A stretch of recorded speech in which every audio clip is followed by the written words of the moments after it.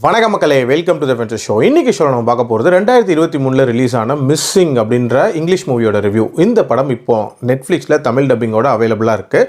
பரபரப்பான twist and டர்ன்ஸோட ஒரு mystery thriller தான் இந்த படம்.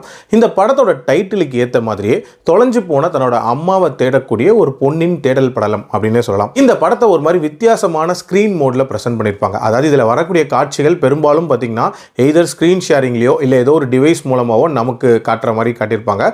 ஒரு வித்தியாசமான முயற்சி தான். இந்த படத்தோட கதை அப்படின்னு பார்த்தீங்கன்னா, நம்ம ஹீரோயின் இருக்காங்கல்ல, அவங்க ஒரு டீனேஜராக இருப்பாங்க. அவங்களோட அம்மாவோட அவங்க வாழ்ந்துட்டு இருப்பாங்க. அவங்க அம்மா பயங்கர ஓவர் ப்ரொடெக்டடாக இருப்பாங்க அப்படின்னே சொல்லலாம். இவங்களோட அப்பா இவங்க சின்ன வயசில் இருக்கும் போதே வந்து கேன்சர்னால இறந்து போயிருப்பாரு அப்படின்ற மாதிரி சொல்லுவாங்க. அண்டு ப்ரெசென்ட்டில் அவங்க அம்மா இருக்காங்களா, அவங்களுக்கு ஒரு பாய் ஃப்ரெண்ட் இருக்கான். அவன் தான் வந்து கெவின். ஸோ கெவினோட அவங்க அம்மா ஒரு வெக்கேஷன் போகலாம் கொலம்பியாவுக்கு அப்படின்ற மாதிரி பிளான் போட்டிருப்பாங்க. ஸோ ஹீரோயினை தனியாக விட்டுட்டு போவாங்க. போனவங்க அங்கேருந்து திரும்பி வரவே இல்லை. ஸோ அவங்க அம்மாவுக்கு அங்கே என்னாச்சு, அதுக்கு பின்னாடி இருக்கக்கூடிய மர்மங்கள் என்ன, டுவர்ட்ஸ் தி எண்ட் அவங்க அம்மாவை கண்டுபிடிச்சாங்களா இல்லையா அப்படின்றத அந்த படத்தோட கதை. எனக்கு இந்த படத்தில் பிடிச்ச விஷயமே இந்த படத்தோட ட்விஸ்ட் அண்ட் டர்ன்ஸ் தான். அதாவது இந்த மாதிரி தான் கதை போகுது அப்படின்னு நம்ம எதிர்பார்த்துட்டு இருக்கும் போது நம்ம எதிர்பார்க்காத ஒரு ட்விஸ்ட் அங்கே வைப்பாங்க. சரி, அந்த ட்விஸ்ட்டுக்கு அப்புறம் மட்டும் ஒரு வேளை கதை இப்படி போகுமோ அப்படின்னு பார்த்துட்டு இருக்கும்போது அங்கே இன்னொரு ட்விஸ்ட்டை வச்சு நம்மளை டிவேட் பண்ணி விடுவாங்க. இது மாதிரி ட்விஸ்ட்டு மேலே ட்விஸ்ட்டு நிறைஞ்ச ஒரு சூப்பரான மிஸ்ட்ரி த்ரில்லர்.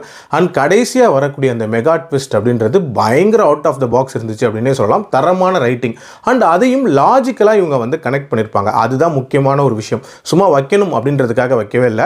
ஆல்சோ இதை ப்ரெசென்ட் பண்ண விதம், நான் முன்னாடியே சொன்ன மாதிரி ஒரு மாதிரி வித்தியாசமான ஸ்க்ரீன் மோடில் வந்து நமக்கு காட்டியிருப்பாங்க. அது ரிலேட்டடான டீட்டெயிலிங் அப்படின்றதும் பிரமாதமாக இருந்துச்சு. உதாரணத்துக்கு நம்ம ஹீரோயினோட அப்பா கேன்சரில் செத்து போயிருப்பாரு அப்படின்றத நமக்கு கன்வே பண்ண விதம் அப்படின்றதே ரொம்ப ரொம்ப நீட்டாக இருந்துச்சு. அதே மாதிரி இதில் ஜார்விஸ் அப்படின்ற ஒரு கேரக்டர் ஆக்சுவலாக கொலம்பியாவிலேருந்து நம்ம ஹீரோயினுக்கு ஹெல்ப் பண்ணக்கூடிய ஒரு கேரக்டர். அந்த கேரக்டருக்கான டிசைன் சூப்பராக இருந்துச்சு. அண்ட் நம்ம ஹீரோயினுக்கும் அந்த நபருக்கும் இருக்கக்கூடிய அந்த கான்வர்சேஷன் பாண்டிங் இதெல்லாமே ரொம்ப சூப்பராகவே காட்டியிருந்தாங்க. அண்ட் டியூரேஷன் வைஸ் பார்த்தீங்கன்னா அரௌண்ட் 2 ஹவர்ஸ்க்குள்ளே முடியக்கூடிய ஒரு படம் தான். பயங்கர பரபரப்பாக நகரக்கூடிய ஒரு படம்.